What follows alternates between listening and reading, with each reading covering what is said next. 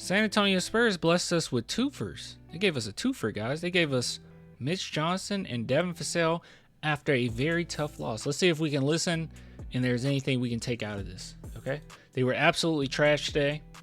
One thing that I miss from Popovich is Popovich will go up here and say, most of the time he's pretty cool and just say, oh, yeah, you know, we got outplayed or whatever. But sometimes he'll go up there and he'll just say, hey, we were trash. We were absolutely garbage.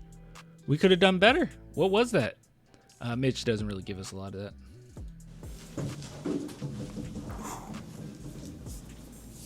Mitch, did you expect a little more competitive game, or is that just a tough matchup for you guys? No, we expected more. Give them a lot of credit. They're physical. They guard. They make you work for everything. They are really committed. Chat, really quick. Is this the longest win streak? Was 3 the longest win streak of the season? It can't be, right? What was the longest win streak of the season this season? Because they might have been 4 is? Oh, okay. Maybe they were filling themselves a little bit. To the paint and the rim on both sides of the floor. We missed a lot of shots. They had something to do with that. They were pushing us off spots. They were getting us off our timing. We had 6 points in the paint in the first half. That's not sustainable. Did that? I'm sorry. We had what? Enter in. Oh, crap. I didn't mean it. Oh, crap. I didn't mean to do that. Hold on. What did he say? We had what?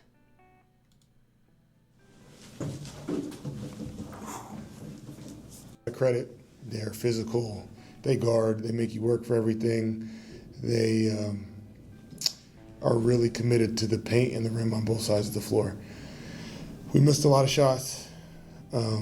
They had something to do with that. They were pushing us off spots. They were getting us off our timing. We had 6 points in the paint in the first half. We had 6 points? Okay. I did not realize we had only 6 points in the first. What?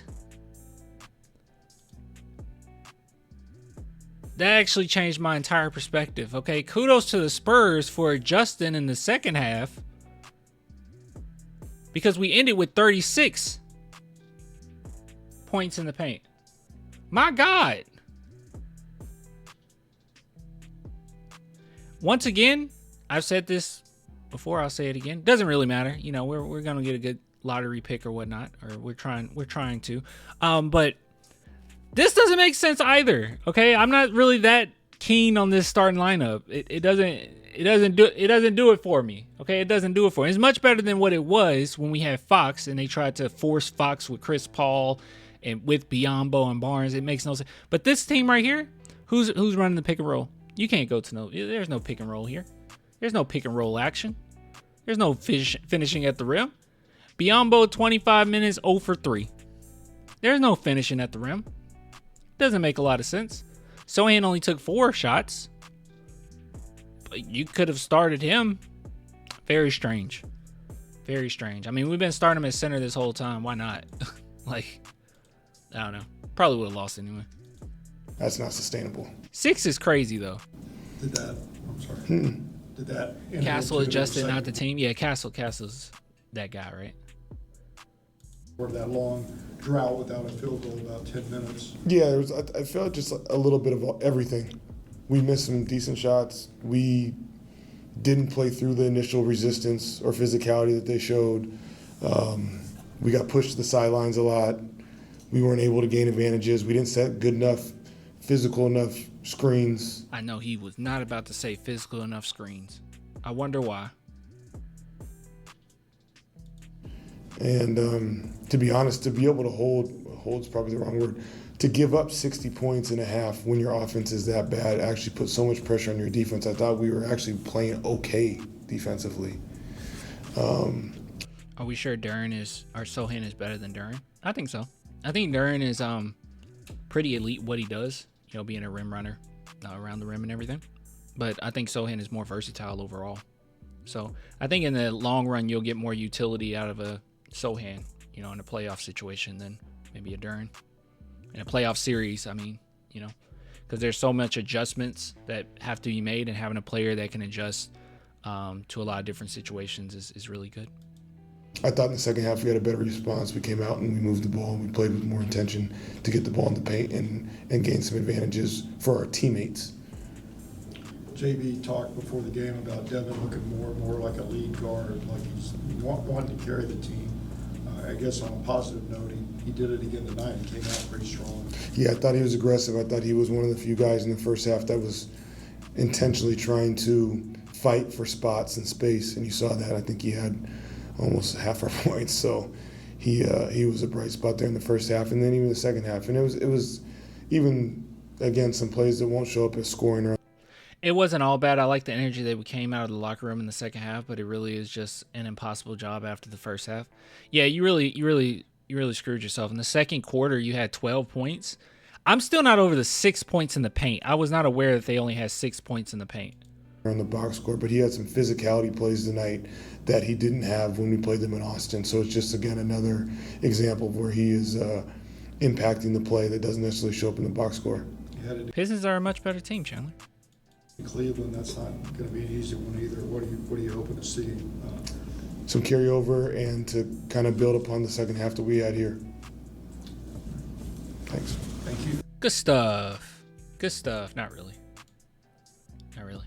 He did call us out, though. That's good. Devin, break it down. Keep it going. Keep the streak going. Sure. How disappointing was it tonight? Not only lose, but, not Yeah. competitive early on. Yeah, it was a tough one. First half was tough. We just couldn't make any shots. I mean, first quarter was all right. Second quarter, we couldn't make any shots. We held. Does Devin Vassell sound a little bit like Corbin Blue?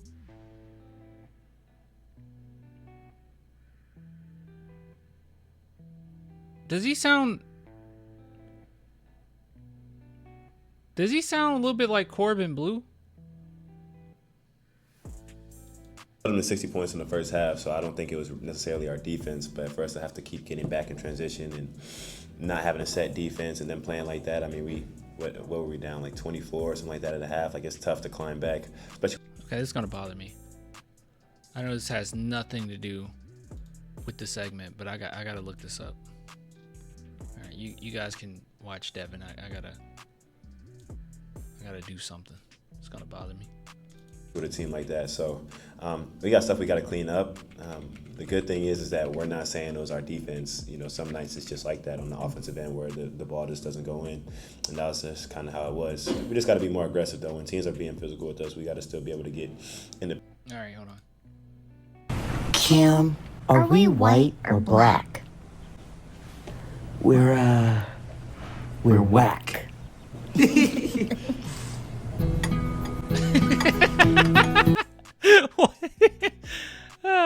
So stupid. What the heck?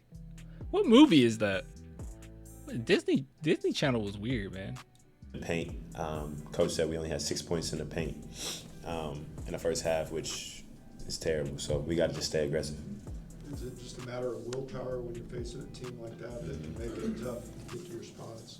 Yeah, and getting to the second side. I think a lot of times they kind of kept us on one side of the floor, and then we kind of weren't able to get to our second side. We weren't able to get closeouts. We weren't able to, just attack off of that. So, they did a good job. They're a good team. They limited us into the stuff that that we didn't want to do, and so you got to give them credit. But we got to watch film and learn from this one because Cleveland's a tough matchup too. On a positive note, Coach Bickerstaff before the game was talking about you looking more and more like a lead guard, someone that wants to put the team on his shoulders. Oh, dang. Bickerstaff said that he looks like a lead guard that wants to put the team on his shoulders. So I'm telling you guys, man, if you put Devin Vassell as the third or fourth, I don't think people really grasp how good of a third or fourth option he is, right? Like on quite a few teams, you could have him as the second option. He will easily be the second option, right? They would easily have him in there. But the fact that the Spurs have enough talent right now, and with this upcoming draft, that you could probably have him as your third or fourth, it's crazy. He's super talented. He's very talented. But your number one got to be GOAT. Oh yeah, obviously your number one got to be the GOAT. He will be the second option on a tanking team. Why y'all so negative? Why you gotta be so negative? He said you're doing it. How does that make you feel to know that you're getting noticed? What you're doing the last we have the guards, we don't have a center. Just be patient. Half of this season. Yeah. We need a small forward too. Don't think that like that's where it ends. Like Spurs get a center and now we're championship team. Like we definitely need a freaking small forward. We desperately need that. I would argue that we need a starting small forward even more so than another center. Like I would make that argument. Yeah, I mean, it's definitely good. It's definitely rewarding. You know, that's just how I am. That's how I want to be known. Second option on a contending team? No, probably not a probably not a contending team. Maybe not a contending team, but like on an average team? Yeah, on a pretty good team? Sure. I think he could be the second option. And how I want to be mentioned. I just got to keep staying aggressive, keep playing confident. I'm excited, man. I'm excited for this last half of however many games we got to showcase, you know, we're a good team. We got a lot of good players, a lot of young talent. You know, obviously without Vic and De'Aaron, it's tough, but I'm excited to get them guys back. I'm just excited. I'm just excited for this whole thing. I think we got a really special thing going on right now. Don't be excited. And even with them two out, we've been playing some really good basketball. Devin. My brother. My brother here. Hold on. My brother. Don't be excited. Don't be too excited about this last stretch. Don't be excited. Okay? Knock it off. Oh wait. I gotta show him why he shouldn't be excited. Don't be too excited. You got the Cleveland Cavaliers, then you got the Celtics, then you got the Warriors, and then you got the Magic, but you could win that one. Then you got the Nuggets, then you got the Cleveland Cavaliers. Don't be excited, my boy. Don't be excited. Don't be excited. He should have said, "I'm super excited" after April 4th. Bro, what if he said that? If he said that, I'm with the Vassell haters. All right, trade him. If he actually says something like that, I'd be like, yeah, we need to trade him. That boy's soft. We need to trade him. Clan, we need a small forward center and better outside shooting. We need high IQ and consistency players. I like the high IQ. I like the forward and I like the center. What's kind of crazy is over the course of the last 10 games, with the Spurs not having anything really, I mean, not having our main guys, right? Our main two stars right now. We were number 1 in efficiency in the NBA, which is insane. But we've been last in the NBA as far as defense. Best in the NBA in offensive efficiency, last in defense. Kind of crazy when you think about it.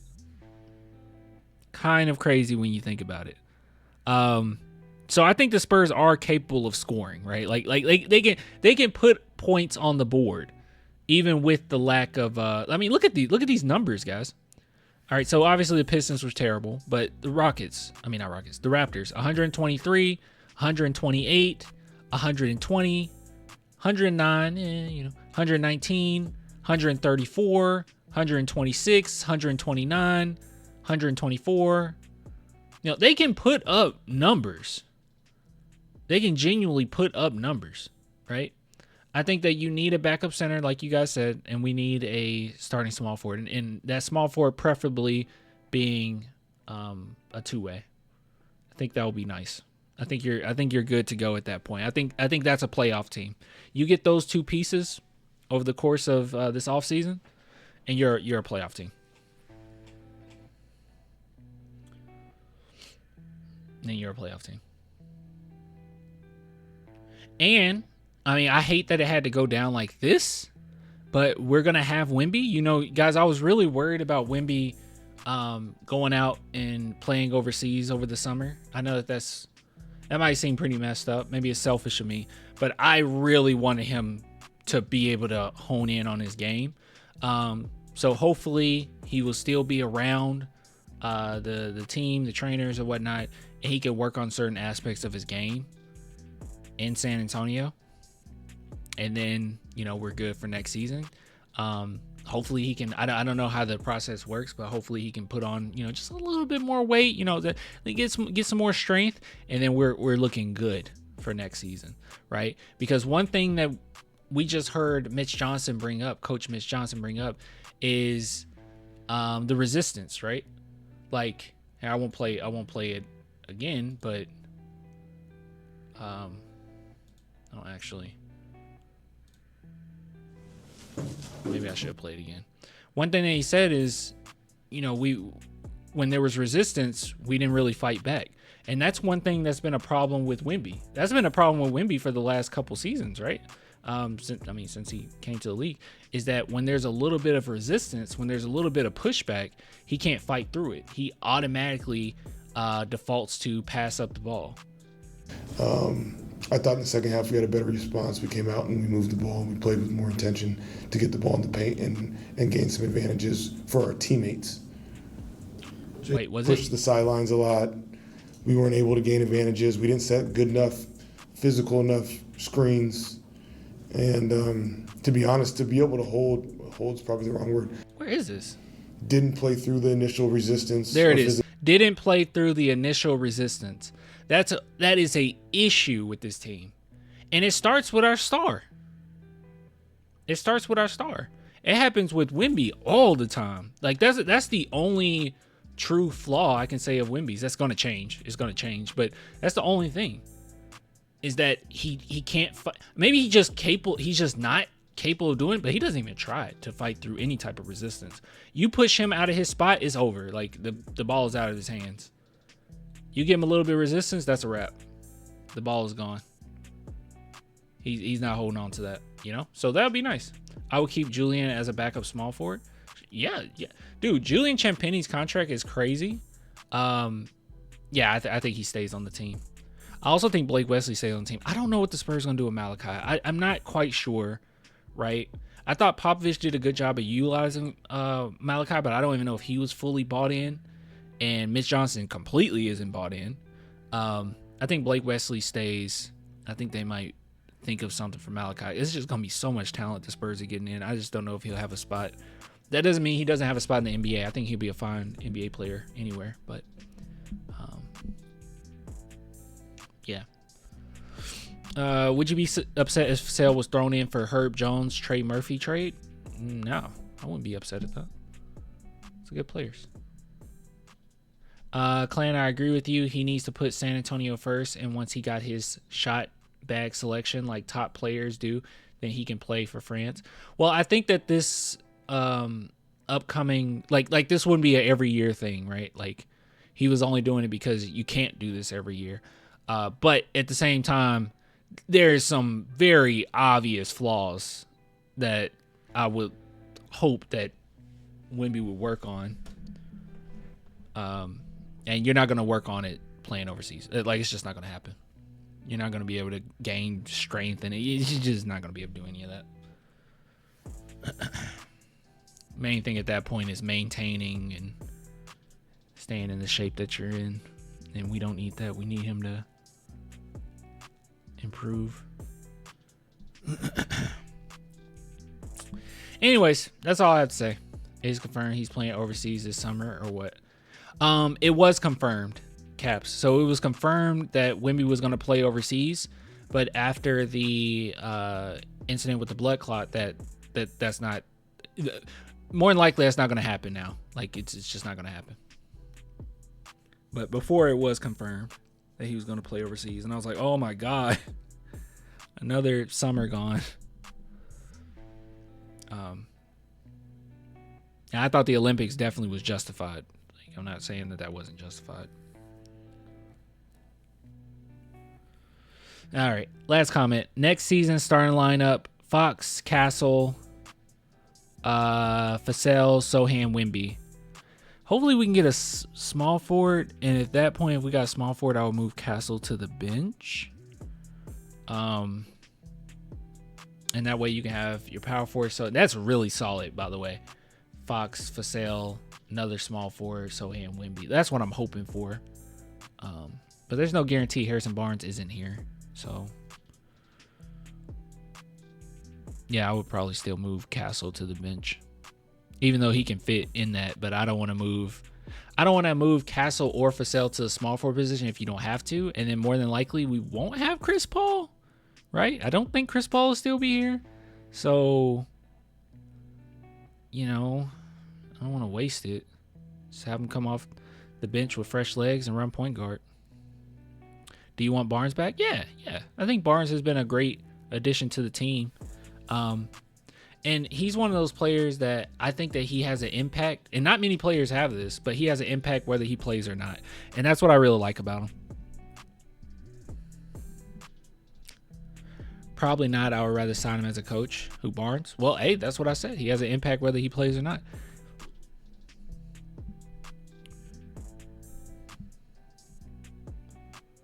Man, that KD rumors, bro. I don't understand that. I'm going to tell you guys this, at least on my end. I haven't heard one peep about KD, okay? I'll give you guys like little hints of stuff. If I heard anything on my end, I heard nothing about KD.